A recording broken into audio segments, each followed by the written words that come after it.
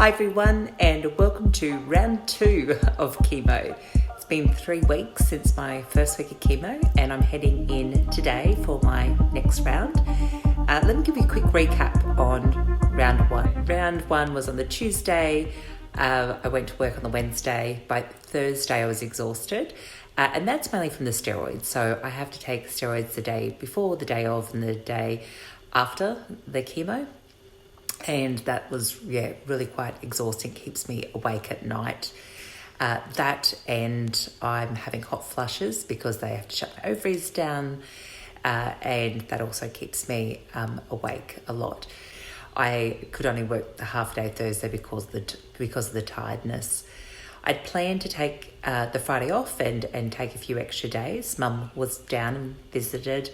We went off to Lawn, had a beautiful holiday together. I say holiday. Mum said she was there to care for me.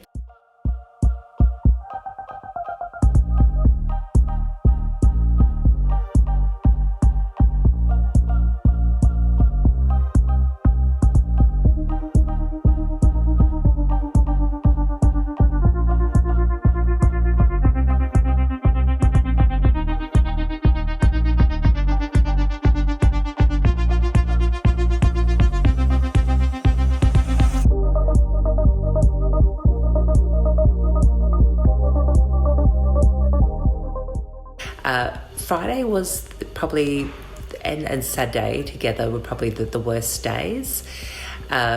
Friday, my legs were swollen, my feet were swollen, I was walking like a 9-year-old.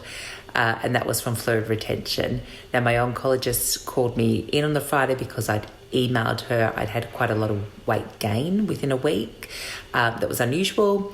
She wanted to check me over, make sure I had no fluid on my lungs. So I was okay, luckily, but I just had the fluid retention in the legs and in the ankles. So I was very, very slow and potting around on the Friday. Well, it's been 3 days since my first round of chemo. I haven't been getting much sleep at all. I'm walking like an old lady today. I'm very slow. I'm having to keep telling my mum to slow down. We've been walking along the waterfront and enjoying a bit of lawn after a long drive down. My knees are a bit sore, and just really, really slow, and probably a bit vague and a bit slow in my mind as well.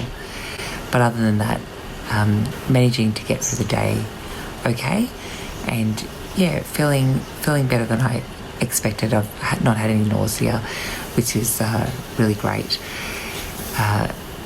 But I'm just really slow.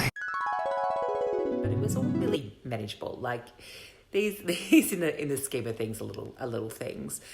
Okay, gross reveal. I was constipated, and then I had diarrhea. Then by the Sunday, I was feeling a bit better.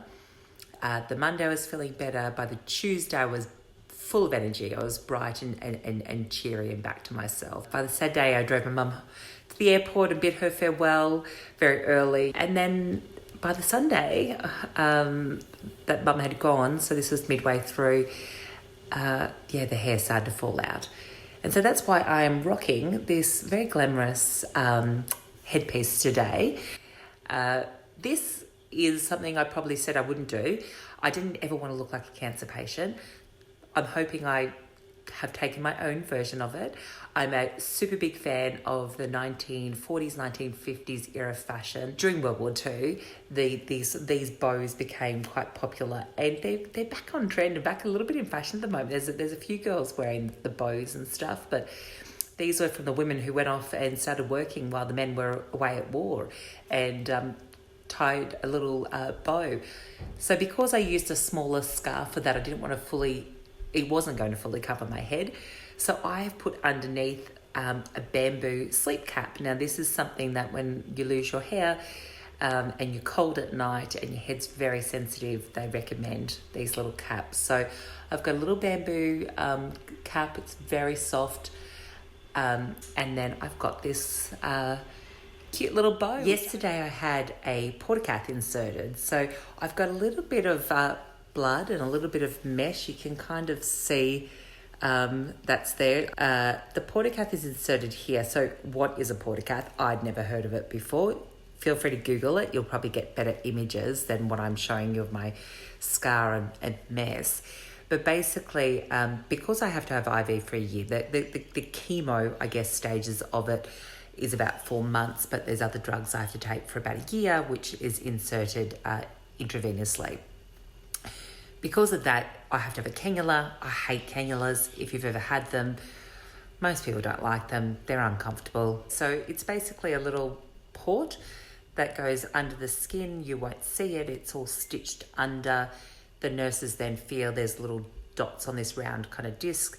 They feel for it, and the needle goes in through the chest.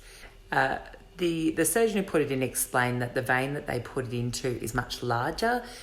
Your veins in your hands are quite small compared to the ones that are in your chest. So it's easier for it to go through. So that was the latest that we were up to yesterday. And then today, obviously, is the day of chemo.